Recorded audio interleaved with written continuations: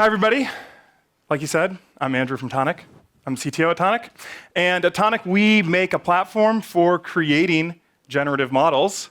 So unsurprisingly, I'm talking about generative models and how to make friends with generative models.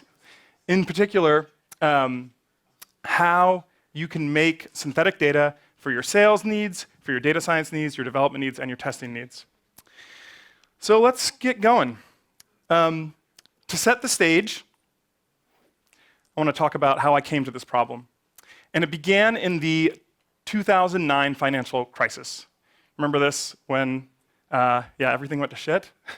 That's where it begins. And my former employer, Palantir, was hired by a bank to help them with a recommendation engine for real estate pricing. What was going on is the banks had these call centers that they had set up to help unload all of the properties they were now in ownership of. Because when you default on your mortgage, bank gets your property, right? So they had all these properties, and they needed to get rid of them. And they set up these call centers to do it. Turns out people at call centers, not great negotiators when it comes to real estate. And so Palantir was asked to help create a tool that would give recommendations to these call center people. So call would come in, I want to pay $5,000 for that house, put it into the model would say, nope, the house is worth $100,000, got to say no to that, counter offer. Or it would say, great, take the offer, it's a crap home. So we did this, and it was a great success, but during the development of this project, we hit a snag that was really persistent and a constant problem, which was our devs didn't have access to the data that they needed.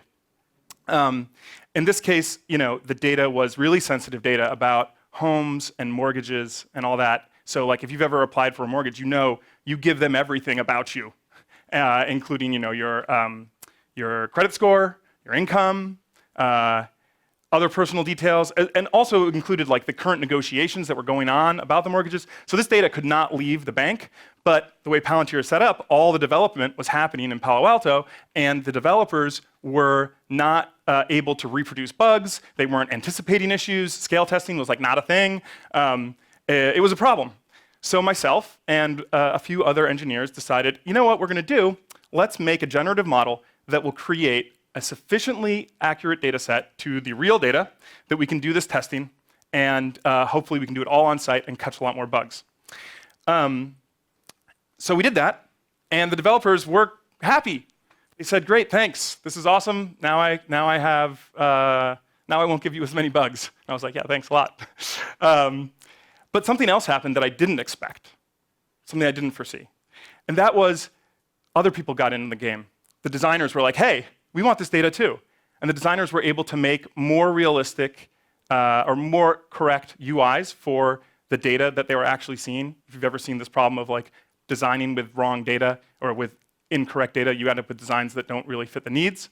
Of course, the business people, the salespeople got super excited because now they could demo Palantir products on this synthetic data set, and were able to show banks like, hey, you have a problem where you've got real estate that you need better pricing on, we have a solution, and they could show it with real data. In short, everyone got super jazzed about this stuff. Everyone was in for the ride. They wanted the synthetic data, and QA people, scale testing, the whole 9 yards. And the experience made me realize something, which is we were starved for good data at Palantir, and we were chronically undervaluing how important it is to have good test data. Just to give a sense on the ROI here, like it was me and one other guy basically that for 2 weeks jammed on this synthetic data thing, and that turned into a data set that was used by hundreds of engineers over the course of many years. So that's pretty good ROI, right? Like a couple guys, a couple weeks, then lots of people using it. And you may have seen this too. You probably work in a project at some point that had this data set, and the data set was like the data set. And the product comes and goes, the features come and goes, refactored. Now we use Go. No, we use Erlang now.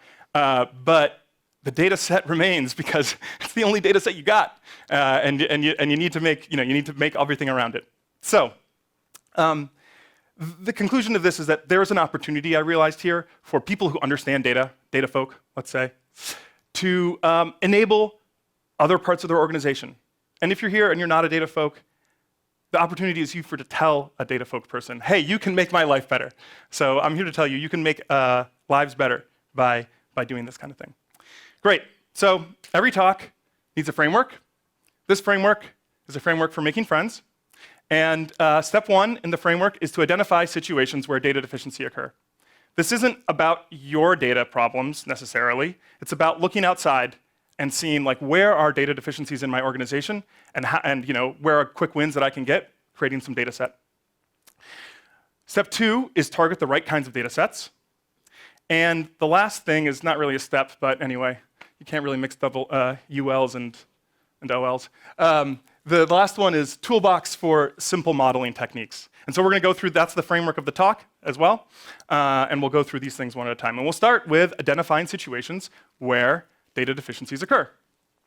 Okay, so first one I want to talk about is boundaries. Boundaries exist in organizations at all sorts of levels.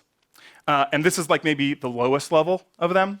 So this is the boundary of environments. So we've got staging and prod, right? And you can't put the prod data in staging. Maybe you can at your company, but let me assure you, there are companies where you cannot do this. Like imagine you're a bank. Once again, banks, prominent feature, I guess, in my life. They might be making an iOS app for checking your checking account, right? And obviously, you can't use real people's data when you're like testing that. Like, oh, look at that. That guy's a deadbeat, or whatever. Like, can't do that. So that's one boundary you can look for. Boundaries in environments. Another kind of boundary you can look for, going kind of up a level in the stack, is boundary between teams. Some teams will have more access to data than others. So support might have access, and they're like, look at this bug, this guy that found the bug. And then dev's like, well, we don't have access to that data, so what do we do? Another kind of boundary is between companies. So you might have an in-house engineering team that has access to more data than the outsourced engineering team. Another example of this company kind of dichotomy is between your salespeople and your customers, right? So what would your salespeople love to be able to do? They'd love to be able to demo on your customers' data. Like imagine, you're building the next Salesforce, like Salesforce Killer 3.0. And wouldn't it be great to show, this potential customer deal flow in your tool? They would be super jazzed, and they'd be able to understand how your tool is going to make a big difference in their business. But of course, no one's going to give you the data just to give a demo. So what's the next best thing? Synthetic data on your current customers, right? Take your current customers' data, make a synthetic copy of that, and now you can give a demo that speaks to the needs of your potential customers. The last boundary I want to talk about is the boundary between countries, right? There is these laws now, data localization or data sovereignty laws, that prevent data from crossing country boundaries. For example, did you know if you have personal data about a Russian, it should be in Russia? That's a thing. The Russians don't want Americans holding their data. Of course, if you're American, you just put it on Facebook, and so everything's cool, right? Great. So those are boundaries, different ways that you can find boundaries in your organization that might create data deficiencies. The next thing I want to talk about is regulatory. So a bunch of these you probably know about: HIPAA for healthcare, GDPR for everything, FERPA for education data. There's a CCPA. You may have heard about that a little bit. That's the California, let's just call it the California GDPR. And it was passed in 2018, but doesn't come into effect until 2020. And the ramifications of this thing are somewhat unknown at this point, because there's a lot still up for interpretation. But I will say this: it's going to affect a lot more companies than GDPR, because, well, first off, it's affecting companies that are in California, or companies that collect data about Californians, and the bar is really low. Like for all these things, there's regulations about when it hits, for GDPR, for CCPA, but the bar is really low. You have 50,000 customers, you're hit by CCPA. So that's a thing that's coming up that might impact your business and give you an opportunity to be a data hero and make some synthetic data. And where do I point this thing? This way. Great. The last kind of boundary spot is certifications. If you've ever gone through a certification process, you know that there are suppositions in these certifications about what you can do with data. ISO, C-star, SOC, all these things. Also, if you're going to be a pain in the ass, pick blue as your as your icon color. It's just very soothing, you know? It's like FERPA, everything's cool. Great.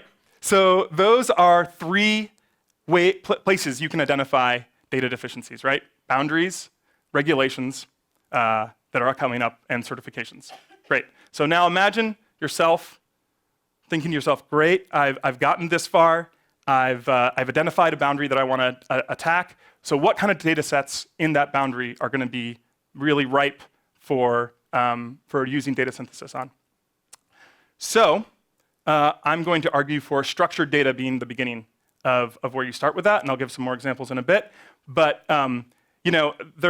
just to give a non-example of structured data, things like image synthesis, super hard, probably not where you're going to start doing this at your company. But structured data is a good start, and I'll give some examples using the mortgage example that I started this with, right? Okay, so we have a home. What kind of data do you have on a home?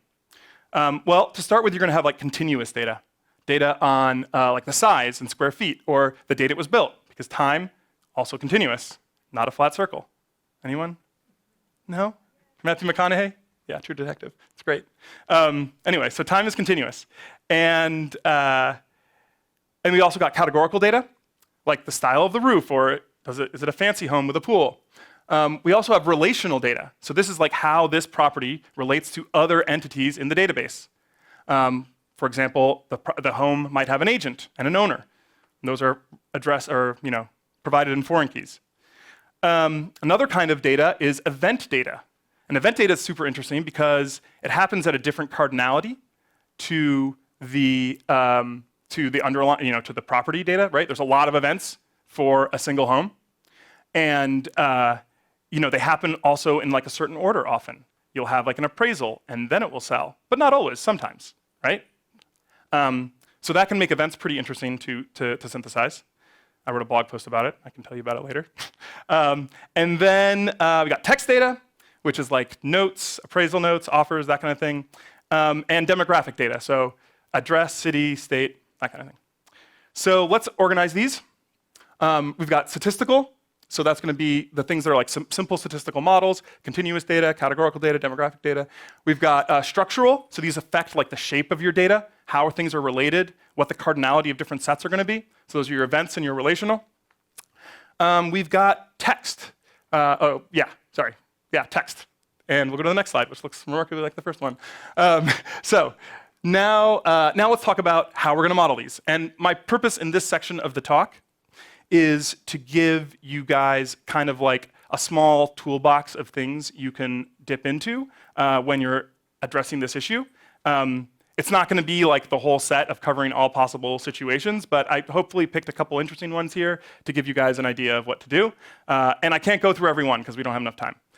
But there's questions at the end, and also there will be office hours next door, which I'm happy to entertain all sorts of questions, stories, whatever. Great. So let's start getting into it. And the first one I'm going to do is actually kind of fake. I'm going to talk about the identity model. The identity model is when you just use the data that's already in the database. And I feel like it's important to bring this one up because if you approach every data synthesis problem with, I'm going to simulate all the data, you are in for a long haul.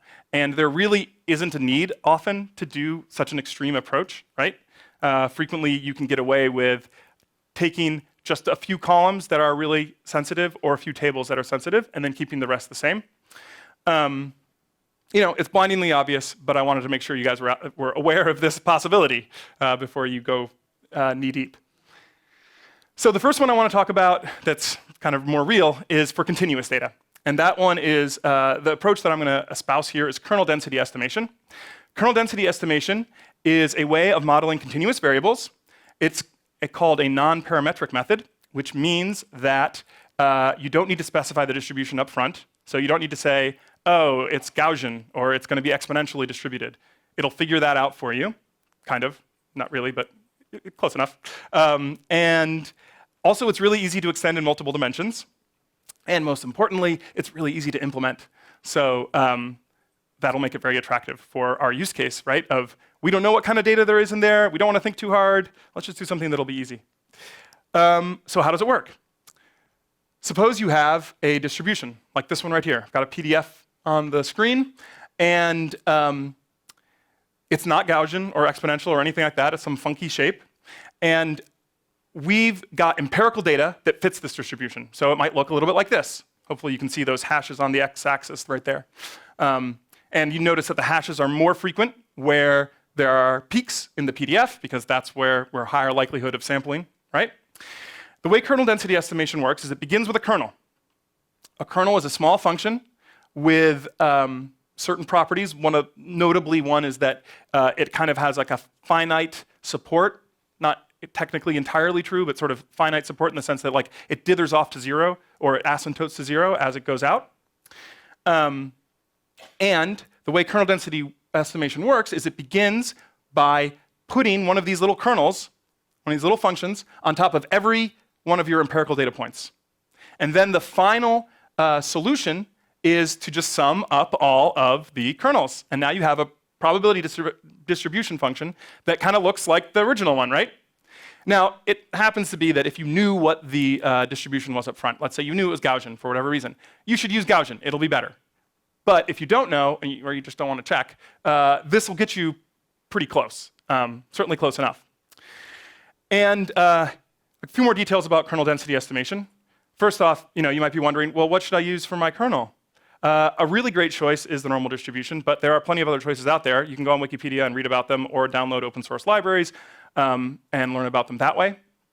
So normal distribution is great kernel. For k dimensions, you can use a k-dimensional kernel. A k-dimensional kernel simply means, in the Gaussian case, it's like multi-dimensional Gaussian, also easy to implement. And then to sample from a KDE, all you need to do is pick a random kernel, so pick one of those random functions, and then sample randomly from that kernel. And that's actually, really manageable in terms of implementation, right? And you can, of course, download open source libraries that will do this for you. There is one parameter to kernel density estimation, despite it being called non-parametric, and that is the kernel width. So it's like, how wide do I want to make this function, right? And there are techniques for getting a good value for that. It's important that you get a good value for that, otherwise you won't converge to the underlying thing. Once again, read about those on Wikipedia or download an open source library that'll just do that for you. Great. So that's kernel density estimation. The next thing I want to talk about is how to do relational, which I think is kind of interesting. Like, how do you preserve the shape of these data sets when you're synthesizing? So let's take an example from our home mortgage example. We've got agents and properties, and you'll notice that the red agent is really popular on the homes, right? That guy covers a lot of homes. And then we've got the green agent, which just has a few homes, and then the blue one, which has some medium amount of homes, right? And if you were to graph this on a bar chart, it might look something like this, where the x-axis, each one of those is an agent that has some number of properties, right? And so you might be wondering, like, okay, like, well, why would I want to synthesize this? And what do I mean by that? Okay, so what I mean by that is, in this properties table, there's going to be an agent ID column, right? And we need to create synthetic values for that agent ID column. And you might want to do that because you might want to change, for example, the size of agents. So you might want to simulate a situation where you have more agents than you used to have for scale testing, let's say. And if you're going to do that, then you need to redistribute the properties among these new set of agents in such a way that preserves the original distributional intent of the original data, right? Okay, so let's talk about how we're going to do that.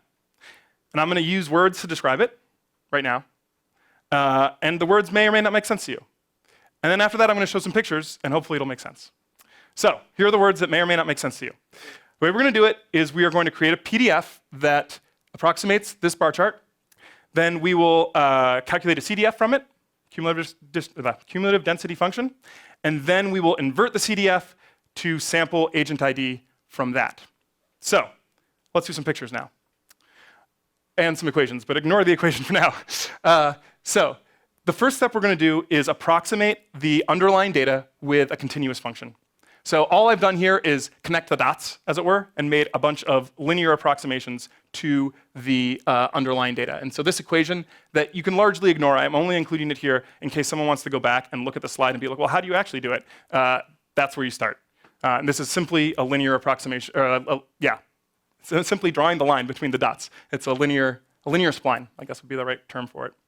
Okay, so you start with this continuous function, and I've also remapped the domain from agents, like each bucket is an agent, to a 0 to 1 scale. Great. Next thing I do, create a PDF out of that. Really easy to create a PDF. All you need to do is divide by the integral of the original function, which is to say you're just normalizing it, okay? This is an important property of a PDF, is that it integrates to 1, so I'm normalizing it to make g of x, now f of x, integrate to 1. Then, next step, remember I said the words? The next step was to create a cumulative density function. So I'm going to create a cumulative density function of f of x by integrating f of x. Yeah, that's right. And then I'm going to invert it. And by that I mean I'm going to take a random value, a uniform random value from 0 to 1. Computers are great, well, arguably great at making uniform random values between 0 and 1. I can take that and I can invert it by basically going from y-axis to x-axis to create an agent ID. And technically speaking, that equation is slightly wrong. It should be the floor of F inverse R times n agents. Okay?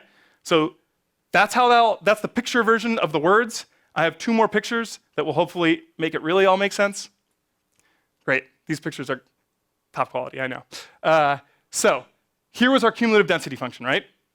Why does it work that when I do this, why is it that from there I can get a distribution that looks like the original data set? Well, here's the reason, here's the rationale. This CDF is super steep at the beginning, right? The reason why it's super steep is because underlying what it is representing is the number of properties that agents have according to the, wherever you are on the x-axis. So in the beginning, agents have lots of properties, so the CDF goes up really fast, okay? What that means is when I invert things, so when I invert values between 0 and 1 that are uniformly distributed, like 80% of that is going to the first 20% of agents. So that's how I've created a situation where a bunch of agents are getting a lot of properties, and then some agents are getting fewer properties. Hopefully that all made sense. Otherwise, ask a question at the end. I have no more pictures on this. Oh, that's not true, I do. I just want to give an example of when I did this, how we use this at Tonic, where I work right now, where we make generative models for a living. So we had a customer that had a data set that looked somewhat similar to this. And what they wanted to do was do some scale testing to imagine what it would look like when they had more sales, more customers, more products on sale. So they asked us to do something like this. 10x our sales, 5x our customers, 2x our products, while keeping everything else the same. And the technique I just described is exactly how we did it, right? So this is how you can real world use of putting this stuff into practice. Cool. I've got one more modeling technique that I kind of want to talk about, and that's for text. So text, I started the whole section by saying you should do structured data, and now I'm going to talk about text. What's that about? Well, turns out text shows up a lot, and depending on what you want to do with it, there are some simple tricks that you can do that make text synthesis blindingly easy or really, really hard. It just really depends on your goal, though, right? If your goal is, I want to give designers a good sense for what text laid out in our product generated by our users, right? Like they're making bios or comments or likes or whatever it is they're making. I want to give designers a really good sense of how that's going to look and feel on, when they're doing design. That's a totally different ballgame than I want to train a model on, sentiment analysis according to the comments that people make. So this is more focused on that former use case of I want my designers to be able to do good designs and my testers to be able to do tests and developers to make good code. So let's talk about it for a second. Suppose we have this wonderful blob of text. It is let's say a medical note, right, about Jane Little.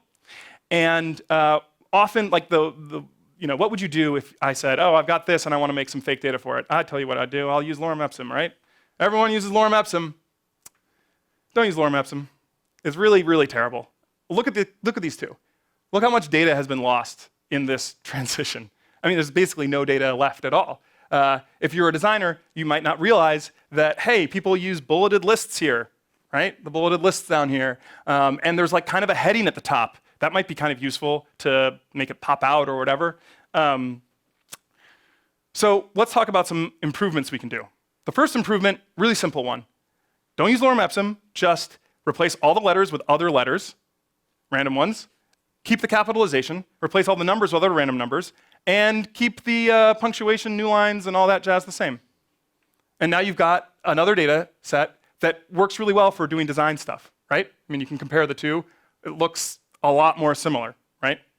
The problem with this data set, depending on your security goals, would be that, especially like in medical data, you might have a really rare disease that has a super long name, and now you can find everyone who has that rare disease because it's a unique length of characters in the original data set, right?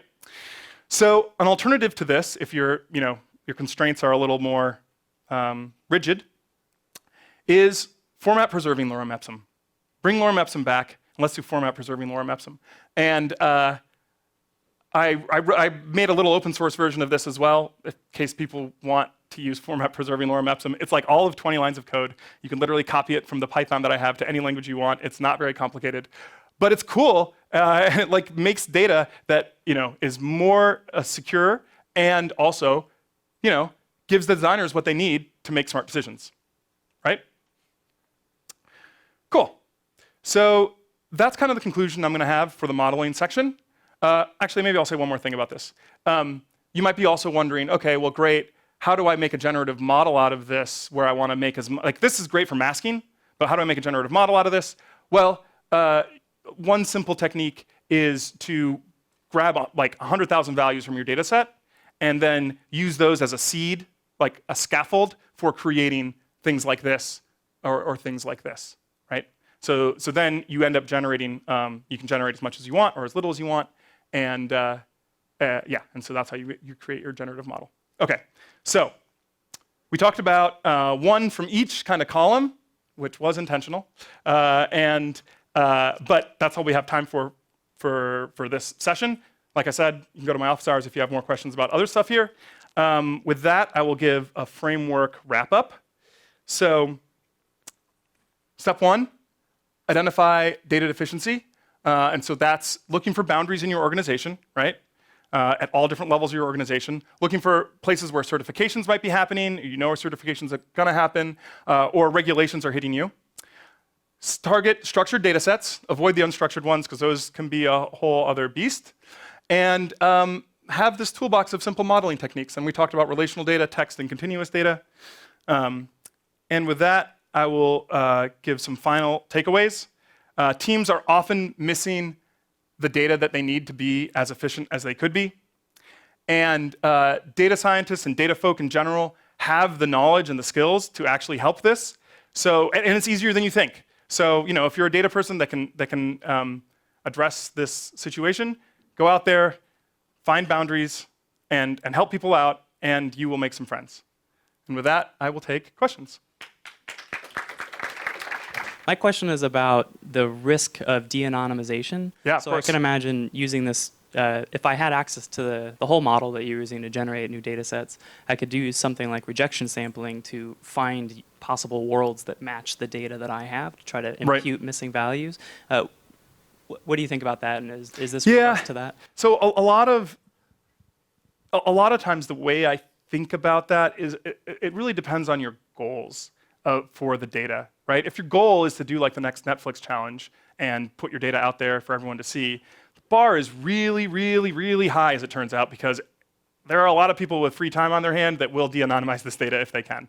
On the other hand, if your goal is like, I want my designers to be able to do a better job designing some stuff, then the risk is just so much lower, And so your profile for the level of security is lower as a result. So, it's a big, gnarly, deep topic that one can go down, but that's usually where I start. It's like, well, let's talk about your goals, and then we'll figure out what the right level of synthesis is for you. Hi. How do you typically handle null data or empty string? Yeah.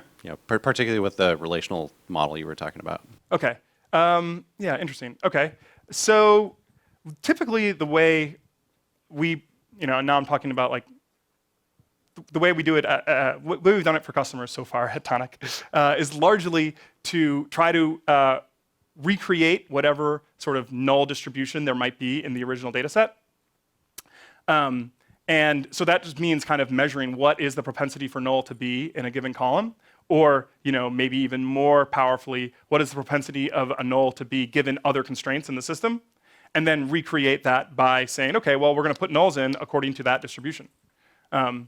So yeah, nulls are super important, and if they're in the existing data, the goal of all this, right, is to create data that looks like the original data, and that includes all the warts. Even if you're like some engineer is like, this data should never be null. If there is not a not null constraint in your database, I guarantee you there will be values that are null. Everything exists in data, and so yeah, it's really important to be able to keep those constraints.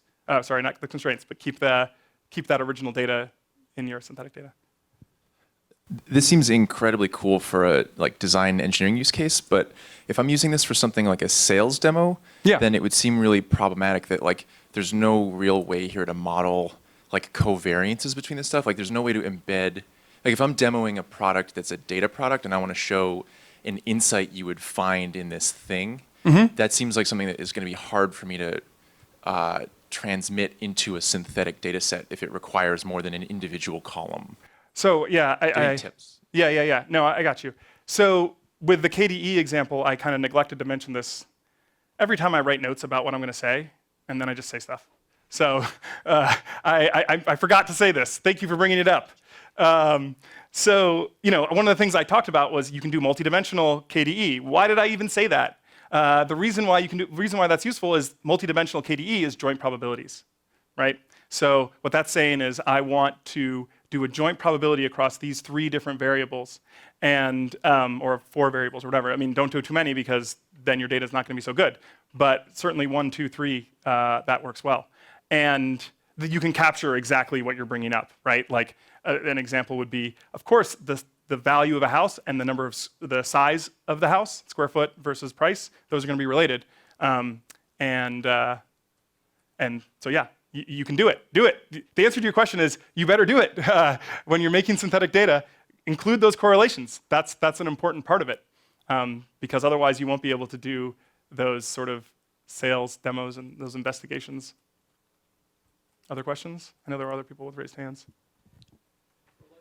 I'll get you next.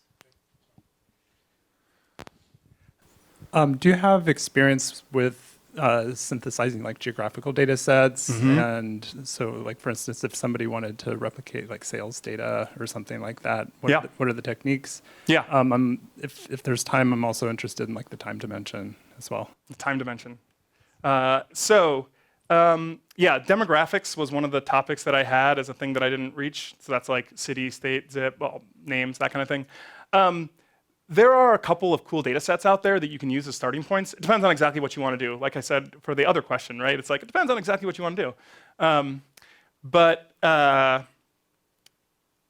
there are interesting data sets that you can get out there. Like there's one on basically every address in basically every major metropolitan area in the world. And then you can cross that with population data. And then you can sample from geographic locations according to population and use real addresses. Of course, they're real, but they're also fake because they're that person doesn't exist. Or if you're worried about using a really real address, take a real address and then make it not real by using a fake street name or something like that. Those are kind of things that, not to plug my company too much, but that's the kind of thing that you get with Tonic for free. Well, after paying us, with the product.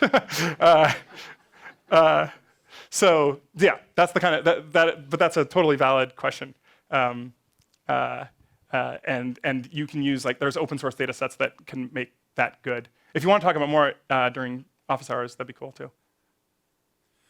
So is there any way of starting off without any supervision? So you just give it, let's say, a data set and perhaps a set of queries that are being executed on that data set, and it figures out which attributes are categorical and which attributes are relational, and starts from there? There are certainly approaches to anonymizing data that are different than this one, right? For example, differential privacy. I don't know if you've heard of that one, but that's one of their approaches, right? Is like let's look at the shape of the queries that we're getting and the data, and see what we can do to anonymize that data. And then if your query is too specific, we just say no. Or you ask too many queries, we just say no. Because eventually, if you ask so many queries, you might eventually figure out, something underlying about the data. So there are definitely approaches to that. That's, not the approach that I'm espousing here. And I'm not saying that one is worse or better than the other. They're just different approaches. Or perhaps you could use the existing corpus of queries to generate the stuff that currently you have to do manually, which is, I guess, annotate this as a category. Right. Yeah. Yeah. Definitely.